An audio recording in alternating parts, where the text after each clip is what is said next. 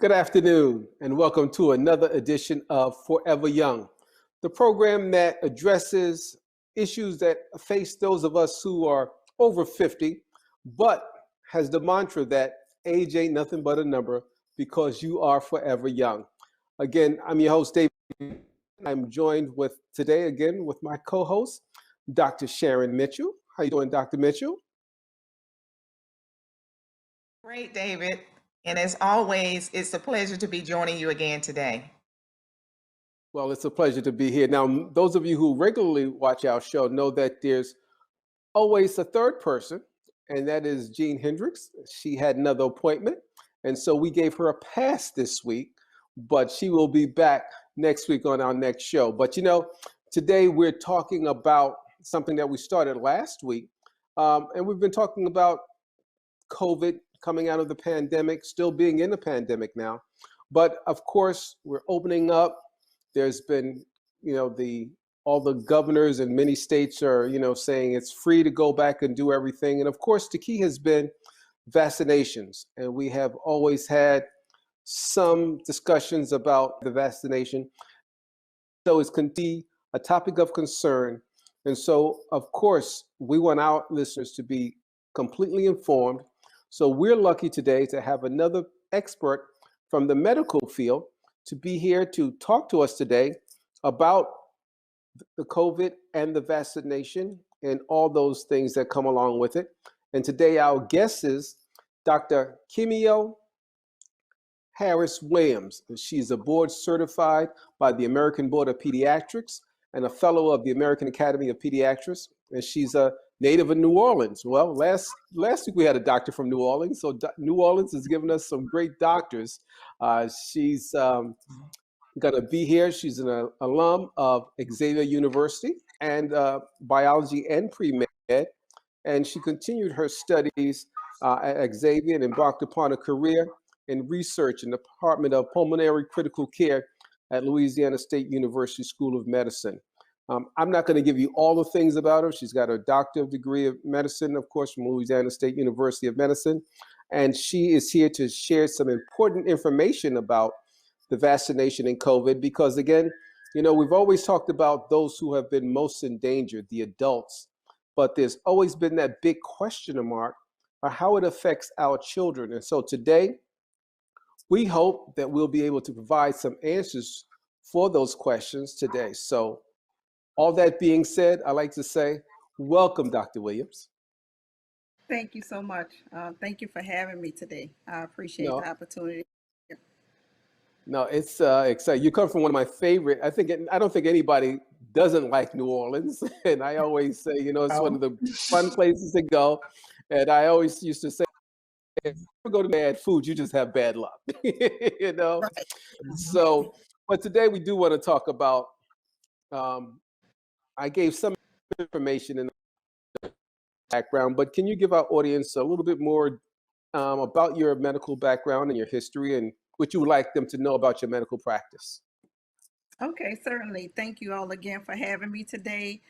Just before I start, I want to make sure that everyone knows that this conversation today is I'm not intended to give any medical treatment, any medical advice per se. So you should always contact your doctor or your healthcare provider for any medical decisions you make concerning your health. However, on today, I like to talk about the topic of COVID and some other things that we'll have discussion about. But as it relates to my medical background, as Mr. Linton said, I am a native of New Orleans. I trained in Louisiana, Xavier University undergrad, and LSU School of Medicine. I completed my pediatric residency training at LSU School of Medicine and Children's Hospital in New Orleans. But when I think about my medical background, I always go back to when I was a little girl in New Orleans going in to see my pediatrician. And when I went in, I said, "Oh, I think I want to be a doctor one day."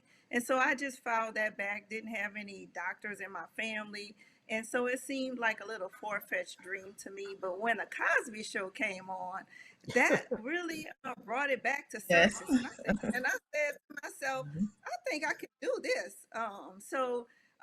When I think about my background, it starts in, in the young ages, when when children see people that look like Mhm. them as doctors, people that are, Mhm. progressing. So it's very important to be a mentor. I'll say that.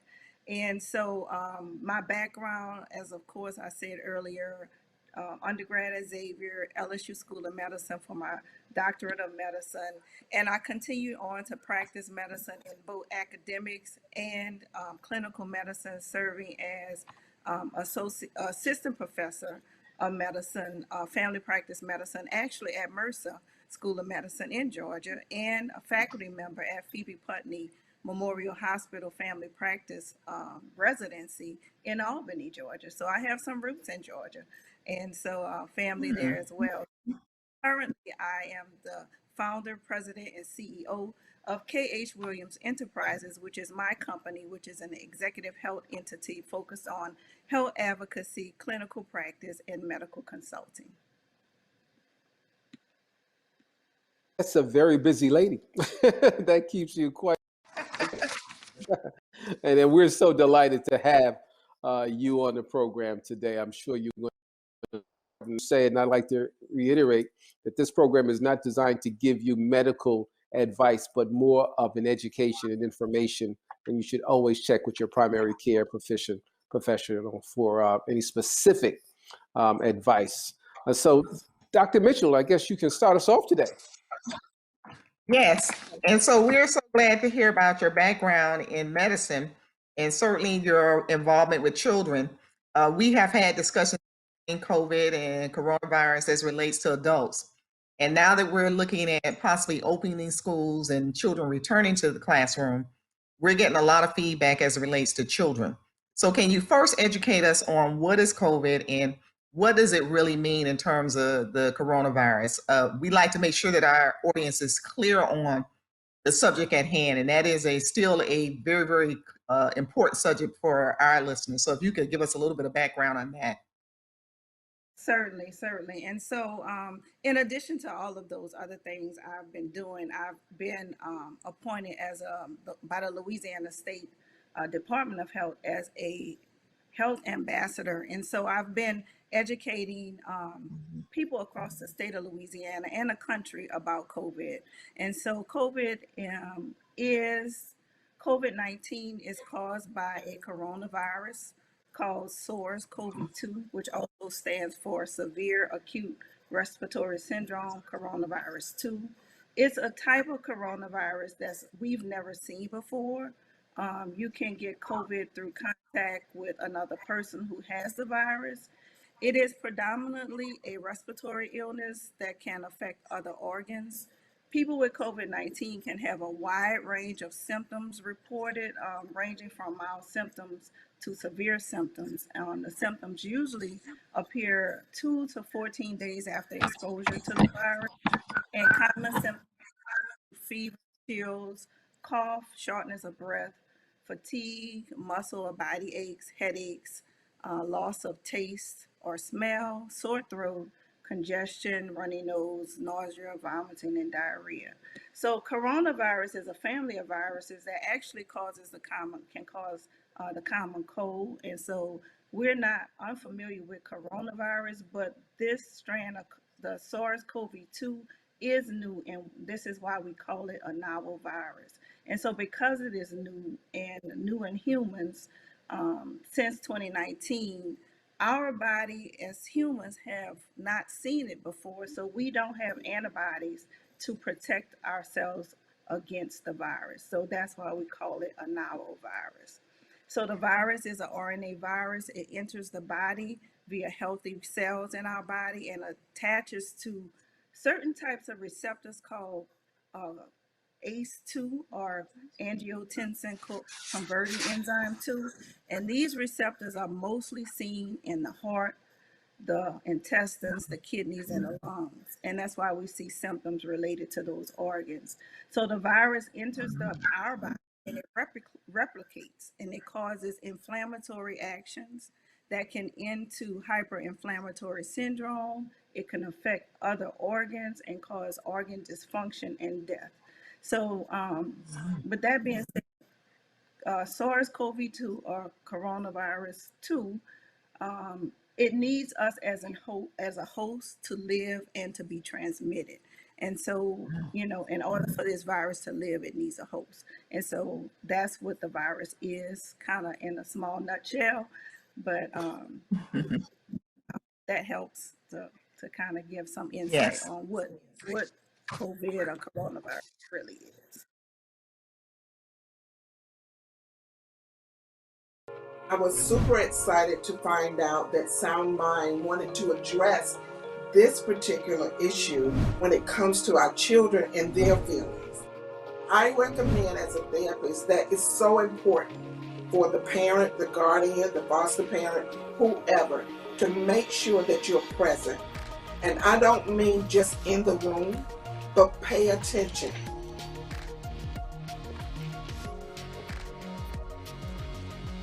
Hey Bobo, do trees tell each other stories? I'm sorry, I'm afraid I don't know that. Hey, why don't we go find out? Listen. Do clouds take naps? I couldn't tell you. Dad, do stars visit their friends? Look!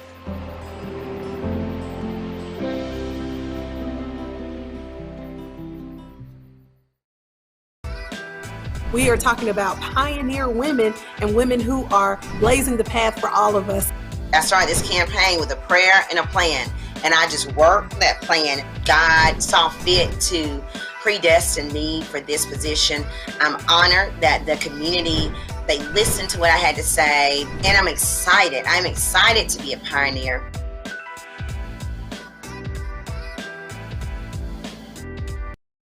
You said something that's really important, that these viruses, or the SARS viruses, have been around a while, and there's been known, it's just this particular strand is unknown to us, and its ability and its contagiousness is what makes it so dangerous. And so we thank you for really breaking down and for us. Got these vaccinations. We got the 3. We got we got Johnson, we got Moderna, and now we have Pfizer.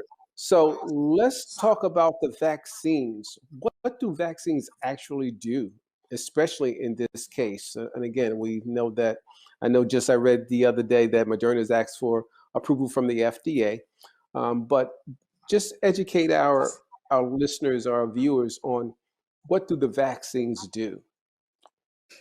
So, in general, vaccines help to prevent disease. It helps to facilitate the development of the body's defense against foreign entities that may attempt to invade the body. So it helps your body to recognize something that is invading you. So something foreign coming into your body, it builds a defense system against a foreign entity. For example, the virus, right? So we have number of childhood vaccines that has already eradicated a lot of childhood diseases like chickenpox, smallpox, those types of things, and that helps eliminate those entities, those foreign entities, throughout the entire community, and not just an individual person. So that herd immunity, I'm sure you've heard talked about. That's what vaccines do. It helps to prevent disease and facilitate the body's defense against foreign entities that try to invade the body. Well, thank you. Thank you. So Dr. Williams, you talk about the vaccines. And of course, when we talk about people of color, brown and Black people, we certainly have had some hesitancy as it relates to trusting vaccines. Is this something, can we actually trust the information that we're receiving about COVID-19 vaccine? And can we trust the vaccine itself as it relates to people of color? So I'm really glad you asked that question. I work in this area daily as a part of research, and I feel so intimately connected to this topic of mistrust as it relates to the African American community with research and healthcare because of the unethical practices of the past that we've experienced. I think today this trust will have to be reestablished, and that will take time. But as far as trusting the information that we receive about the vaccine, I think what I would advise persons listening is to consider the source of your information and recommend that people of color look to trusted sources um, like the CDC, your local health department, your own personal healthcare provider. Look to trusted sources as it relates to um, information about the vaccines. I think those sources are trusted, and I think we can believe. I believe that those are some trusted sources. The CDC, your local health department, those are trusted sources. So the information is trusted, depending on the source that you receive it from. You know, that is so Absolutely. yeah, that is so important because we have Mhm. I just have a practice, and it's part of human nature, I think, to always refer to what happened to someone else. Even when it comes to people say, well, you can't do this with your Social Security, or you can't do that because I talked to Joe and Joe said what happened to him, Mhm. not knowing that Joe's situation Yeah, may be yours. different. And so I think that's so important. And of course, the source. And, I think the difference between then and now, of course, is we do have people of color involved in the research and all of those things that, prior to, we weren't a part of that process. So I think what you said is so valued.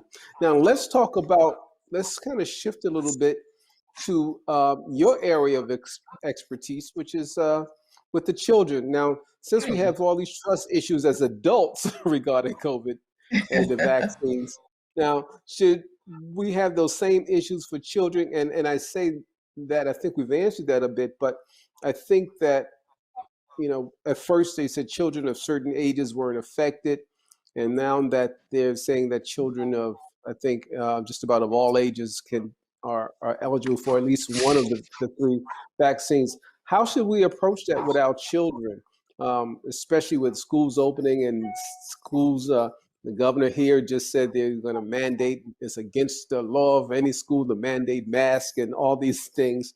So how do we approach our children, which is really touches home in a lot of different places?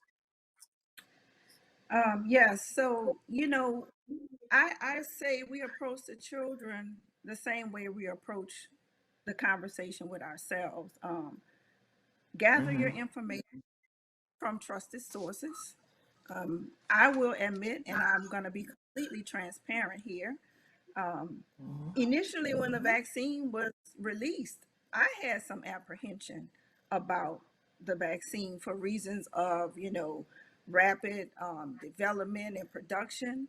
But as a healthcare provider and a health advocate, I understand the fact that in order to eradicate COVID-19, we have to be vaccinated. That's the key to decreasing the spread and transmission of the virus. So at that point, I decided that I was going to do my own research and look into trusted entities to find out more about how does this vaccine work and how was it developed, and so through my research and learning about the vaccine and how it was developed and how it worked, that helped me to make a more informed and educated decision about myself becoming vaccinated and the members in my family and my children. And so I would say, we have to be concerned, and we have to do our research, but we must trust the science, and we must do our research and look at those trusted sources. So when I did my research as it relates to how does a vaccine work, I don't know if you would like me to go into that a little more, but I can talk a little more about how that vaccine, specifically the Pfizer and Moderna, are mRNA vaccines. So they're messenger RNA vaccines. And that vaccine actually causes the body to produce the spike proteins that look like the spike protein that is on the coronavirus, and that allows your body to mount an immune response to those spike proteins. So the vaccine does not, which is one myth, does not inject COVID-19 into your body. That vaccine actually is very unstable. Once it enters the cells, it deteriorates, so it's gone. It does not interact with your DNA. It doesn't change your DNA. It only sends a message for your body to create the proteins of the spike protein. And so once your body creates those spike proteins, the body recognizes that as a foreign entity, and your immune system, which is supposed to, the defense cells start to generate. And so if your body is exposed to COVID-19 post-vaccination, post that 2 weeks after you're vaccinated, you should have developed an immune response to fight off the COVID-19 virus.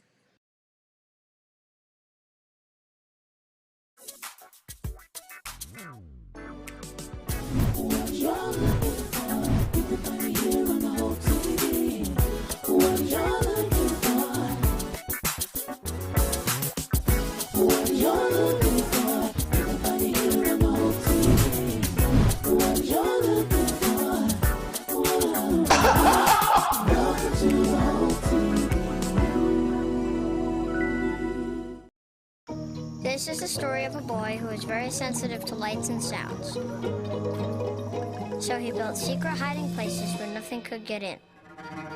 The boy didn't like looking people in the eye. It made him feel uncomfortable.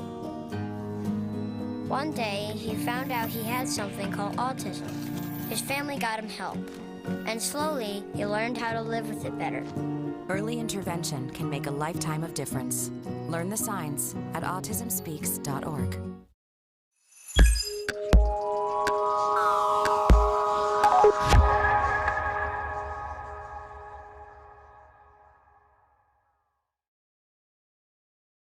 That's great, because that's we need a layman's type of approach to this. and that was really not clinical, but layman's, so that we could understand that, because one of the myths is that, they're not going to, they could put the vaccine will put it in my system. And that's the number one. And so to dispel that myth is that's a big step forward, and that's why we're doing these series of programs to kind of debunk some of those myths. And if I might add to what you just said about, the myth of putting the virus into your body, I think a lot of that myth came from that Tuskegee syphilis experiment, where people were thinking, which is they were not injecting syphilis into the men. They just did not receive the treatment that was available to them. So I think a lot of that misinformation is also a part of the hesitancy as it relates to and mistrust as to the vaccine. That's almost worth repeating, but thank you. It is, because it is because, again, I'm over 50. That's all I'll say. But that's what we always thought. And so am I. So that it was that they gave them that, and that's what happened. And so that was not the case, but they just did not get the treatment. And Right. that's such a big step forward. Dr. Mitch, I think we have time for maybe one more question in this segment. So, Okay.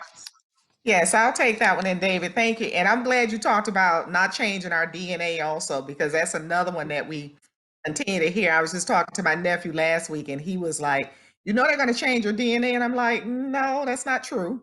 So Right. I am so glad you got a medical expert that shares the knowledge. And it's so important to us that we get the right information so that we can be educated.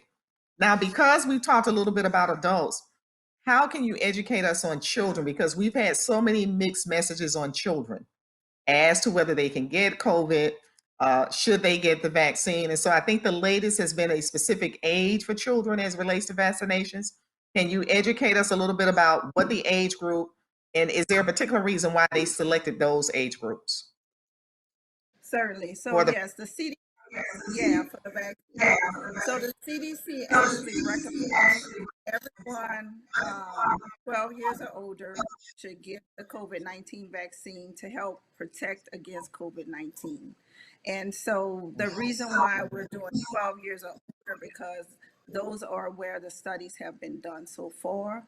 They are planning to start studies in children 6 months and older in late 2021, 2022. So they may be recommending vaccinations for younger children sometime later on in, late 2021, 2022, because those studies are being done currently. But at this time, it's 12 years and older for the Pfizer BioNTech COVID-19 vaccine. And this is recommended because we know that widespread vaccination is a critical tool to help stop the pandemic. And children can be infected with COVID-19 and it can spread the virus. So getting a COVID-19 vaccine can help protect your child from getting COVID-19. Early information shows that the vaccines help to keep people from spreading COVID-19 to others. They can also help keep your child from getting seriously sick or ill if they do get COVID-19. well, Okay, thank you. that's just so important to know. Of course, when just as the conversation gets really going, we're about to run out of time for this segment. But I would love if you have the time to just hold over, and we'll do a part 2 for our audience for next week. Again, if you're just tuning in, we've been talking to Dr. Kenio Williams, the doctor from Louisiana and Georgia, and she's an expert pediatrician. Great knowledge that she shared with us about COVID and COVID-19 and the vaccinations. We talked in this segment a little bit about the myths. So when we resume our conversations, we want to talk a little bit more specifically about children and a little bit more about how this can affect children and other things that we need to talk to our grandparents and how they care for their youngsters in this COVID pandemic environment, because we're not out of. You'd heard terms like herd immunity, the doctor spoke about. So we're going to just say right now, I want to thank you for your time this time, and we will look forward to continuing this conversation. Dr. Mitchell, as always, it's a pleasure to share the platform with you today. And on behalf of our executive producer, Dr. E. Dewey Smith, and our producer, and all of the people who are involved at Hope TV, we want to thank you on this show, Dr. Williams, and to you at home. Remember, life begins at 50. And so no matter what stage you are over that, they said life used to begin at 40, but 50 is the new 40. So no happens, age ain't nothing but a number, and you are forever young. I'm David C. Linton for Dr. Sharon Mitchell and our guests. We'll see you next time. Take care and God bless.